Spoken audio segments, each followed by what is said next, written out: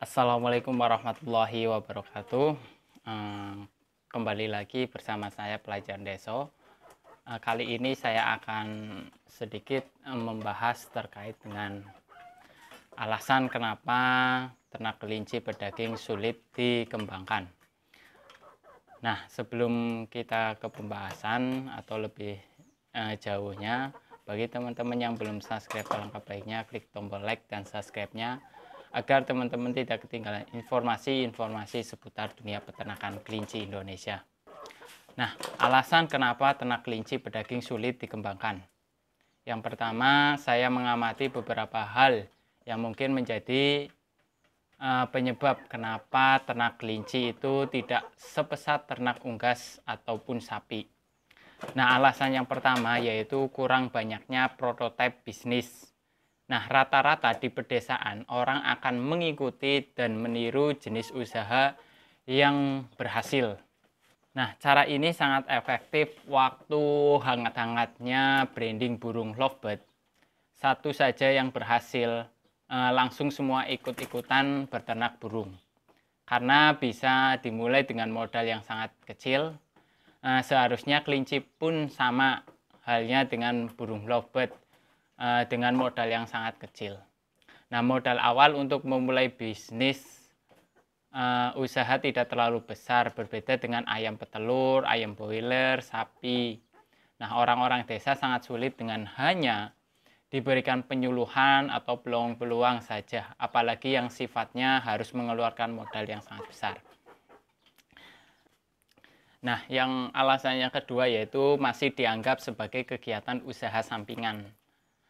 Nah, kalau ini sih tidak hanya pada usaha kelinci, bahkan sekelas ternak sapi, kambing, dan domba pun banyak yang dilakukan dalam skala usaha sampingan.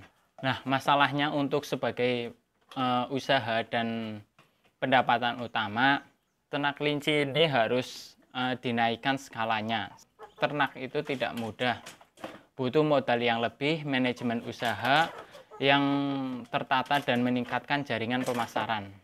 Nah, untuk yang ketiga, alasannya yaitu bukan skala prioritas dalam pemenuhan kebutuhan daging nasional. Nah, kebutuhan daging nasional selalu dikaitkan belum mencukupi. Nah, saya tidak tahu apakah ini hanya alibi supaya kuota impor ditambah atau bagaimana.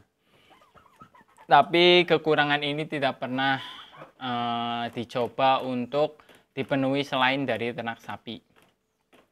Kalau dalam kacamata saya, memenuhi kebutuhan daging itu lebih efektif sapi jika dibandingkan dengan ternak yang lebih kecil atau ternak yang lain. Selain pada bobotnya, handling atau penanganannya juga berbeda, sangat berbeda. Lebih mudah menangani satu ekor sapi ketimbang ratusan ekor kelinci. Nah, dalam hal ini, operasional kelinci lebih besar. Penanganannya yang cukup merepotkan adalah masalah kesehatan. Masalah kesehatannya, semakin banyak populasi, resiko kematian juga semakin besar. Nah, untuk alasan yang keempat, standar dan jumlah bibit kelinci pedaging yang belum pasti. Nah, jika campur tangan dari pemerintah tidak bisa diharapkan, maka harusnya ada pelaku usaha ternak kelinci terlebih dahulu yang membidangi dalam hal branding. Usaha ternak kelinci harus sudah dalam skala besar sehingga bisa membuat orang tertarik untuk berternak, bisa dengan mudah memperoleh bibitnya. Polanya harus sesuai ataupun harus bisa meniru usaha penetasan telur itik. Nah, telur ditetaskan, DOD disalurkan untuk dibesarkan. Setelah mencapai bobot yang diinginkan atau panen, diambil kembali. Tapi disesuaikan dengan untuk kelinci, khusus pedaging. Tentu penyetoran bibit kelinci ini sudah memiliki pasar yang terjamin permintaannya. Ngomong-ngomong mengenai pemasaran, daging kelinci memiliki potensi yang sangat bagus sekali, tapi karena sepertinya target pasar yang kurang memahami tentang daging kelinci, pasar ini seperti pasar tidur. Nah, sehingga daging kelinci dianggap sama saja dengan daging ternak lainnya. Padahal ada bedanya. Nah, demikian alasan-alasan mengapa peternak kelinci pedaging itu sulit berkembang. Demikian, wassalamualaikum warahmatullahi wabarakatuh.